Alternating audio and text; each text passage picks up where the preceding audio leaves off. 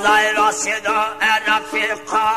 همولان ده و رایمان حیران زجل و جیداشی در میدان چاشتی نارا گشت و آواز کن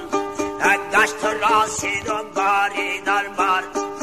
قضیلا ویداد شرینار بری نیزا و تای کشجا تقی نیزای در گوشی با تو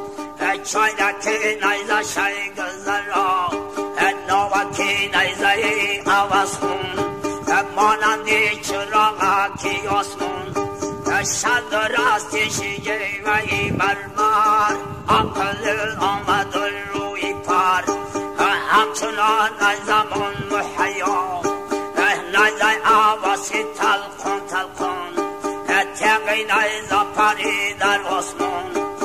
علام رزا و در میدان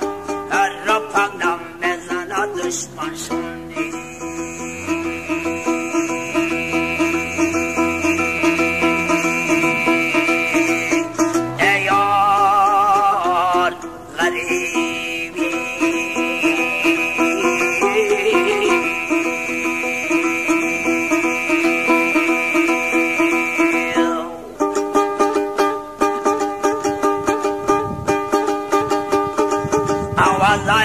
تکسیر قفا کشید تیری هشلخ در میدون چیلا با چیلا خانه پیکون همچنان دشمن از دوستان رپک نزلنده و رای اصلا تیر پچکن تا در خاک سیاه شب داشت قوزه استیان آواز تلکن تلکن نمه جملنده هور پلوان پیچید و محکم شیر هر درشانه هدرگیری کمر یک دیگر دقیر ہوئے دادن چولی خیبر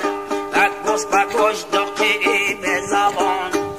مثل سی تا دیان در میدون